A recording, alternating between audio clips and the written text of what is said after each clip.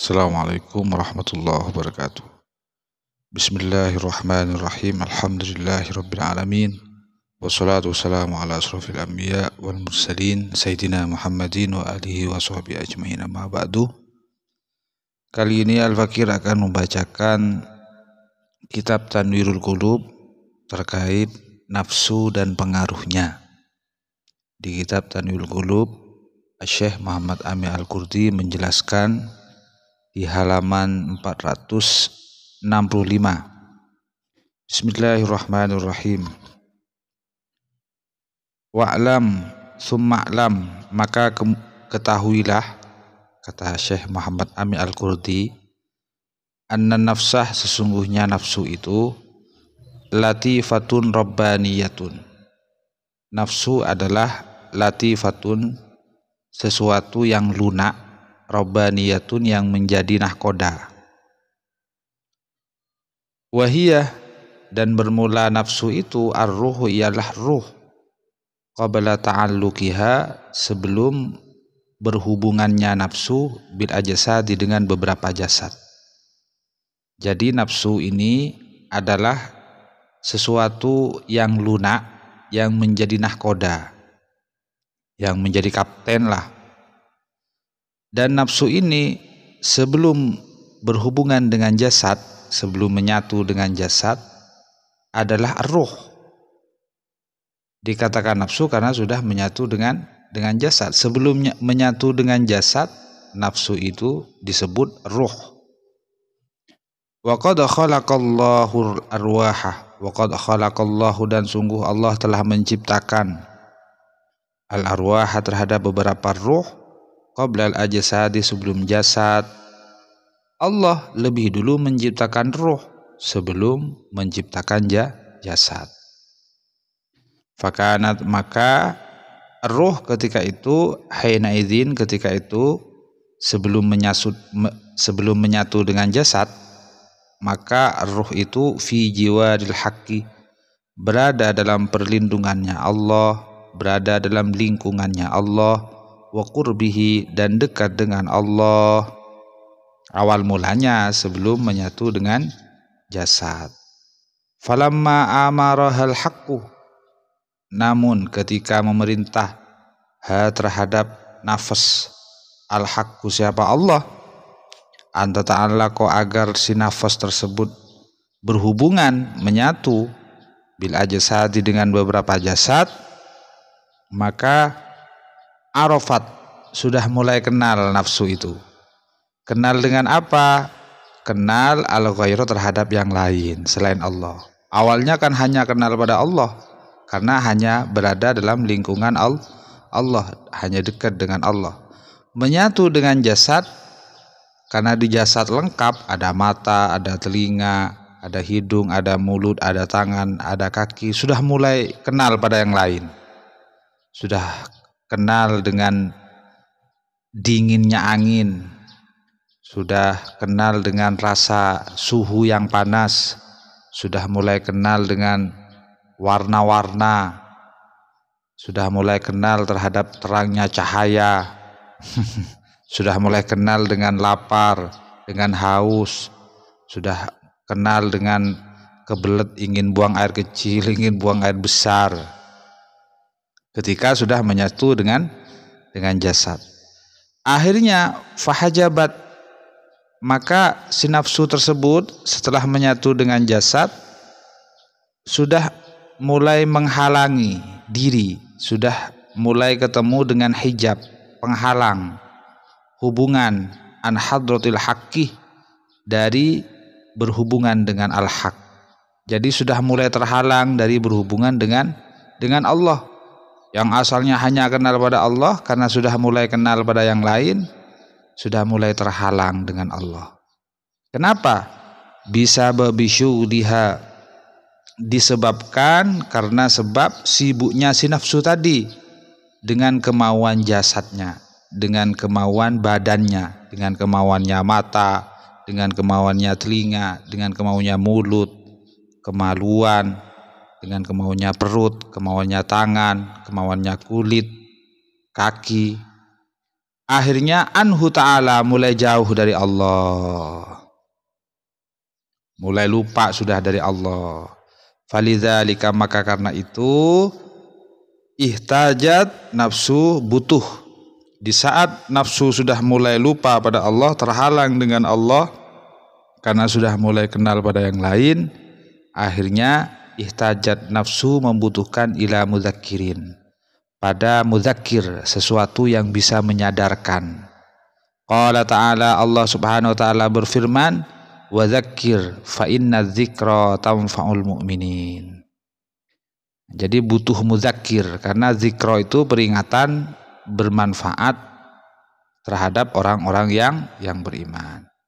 Wahiyah, dan bermula nafsu itu jauharun, analoginya hampir sama dengan mutiara, musyrikun, yang memancarkan cahaya, alal badani, atas badan, atas fisik ini. Maka yang memancarkan energilah. Fa'in asyraka, maka bila jauhar nafsu si mutiara ini sudah mulai memancarkan cahaya, energi, ala zahiril badani, atas luarnya badan, wa batinihi, dan bagian dalamnya badan, hasolat, maka tercapailah al-yaqadzatuh, kesadaran. Jadi di saat nafsu ini sudah mulai aktif, di saat menyatu dengan jasad dan mempengaruhi terhadap zahir batinnya jasad, maka hasolatil yaqadzah, maka seseorang dengan nafsunya tersebut sadar, tidak tidur, maksudnya sadar. Wa in asyraqah, namun dan bila si jauhar, si nafsu ini cahayanya hanya mempengaruhi ala batinil badani, energinya hanya mempengaruhi ala batinil badani, atas batinnya badan, bagian dalamnya badan, bagian hatilah, duna zahirihi, tidak mempengaruhi pada zahirnya badan, hasolan naumu, maka tercapailah yang namanya tidur. Jadi di saat tidur itu kita, nafsu itu energinya hanya mempengaruhi psikis kita, tidak mempengaruhi fisik kita. Fisik kita kan sudah lemah, lemas, loyo, lelah karena kerja, akhirnya tidur. Wa in qata'ah, dan bila putus isyraquhu, pencahayaannya jauhar itu, nafsu itu, pemancaran cahaya energi nasi nafsu bil kulliyati, dengan keseluruhannya, akhirnya tidak memancar pada bagian dalamnya badan dan tidak memancar pada bagian zahirnya badan, maka hasolal mautu, yang terjadi apa? Kematian. Dan ini yang perlu diingat. Wa aslu kulli maksiatin, dan bermula asal setiap maksiat, wa ghaflatin, dan kelalaian, kelupaan, kelengahan, wa syahwatin, dan asal daripada syahwat, wa syirkin, dan kemusyrikan, wa ridha, ialah ridha anin nafsi, terhadap nafsu. Ini induknya. Kenapa saya berbuat maksiat? Kenapa saya kok tiba-tiba ghaflah, lupa pada Tuhan? Kenapa kok ada syahwat, terjerumus dengan hasrat hawa nafsu? Kenapa kok terjadi kemusyrikan pada diri saya? Karena terlalu ridha terhadap kemauan nafsu. Ala taro, apa kalian tidak melihat, anna fir'auna, sungguhnya Fir'aun, lamma radhi an nafsi, ketika Fir'aun itu selalu ridha pada kemauan nafsunya, kullar ridha, dengan sepenuhnya ridha, afrotoh, Fir'aun melakukan sesuatu yang melampaui batas, fitughyan, di dalam melakukan kelaliman. Itu gara-gara ridha pada nafsu, melakukan pelanggaran hukum, yaitu fitughyan, dalam melakukan kelaliman. Hatta balagha bihi, hingga dengan itu Fir'aun sampai pada annahu qol, pada ucapan, saking ridhonya pada nafsunya, sampai Fir'aun berkata, ana rabbukumul a'la. Apa kata Fir'aun? Ana, aku ini, rabbukum, Tuhan kalian, al-a'la, yang paling tinggi. Jadi ngaku Tuhan di hadapan manusia. Itu saking ridhonya terhadap kemauan nafsunya. hingga melampaui batas, fitugian di dalam kelalimannya.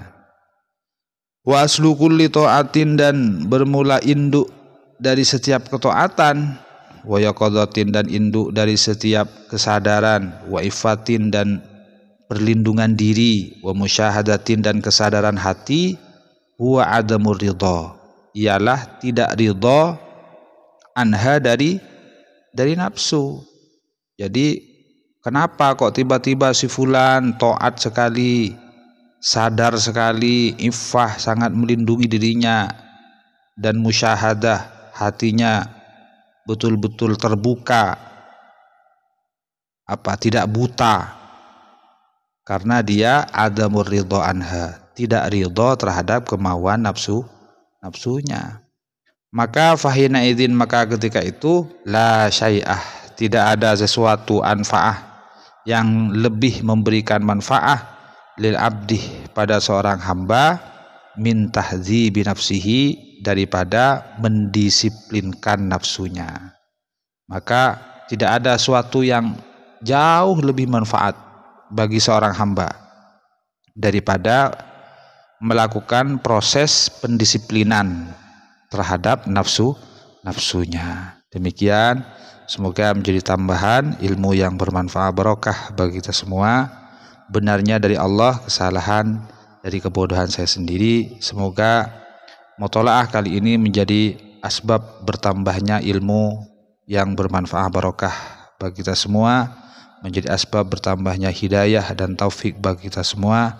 Amin amin ya rabbal alamin. Wa ya rabbi wafiqni bitaqwaka ya Allah, wa ya rabbi irhamni bihusnil khatimati. Subhanakallahumma wa bihamdika asyhadu an la ilaha illa anta astaghfiruka wa atubu ilaik. Wassalamualaikum warahmatullahi wabarakatuh.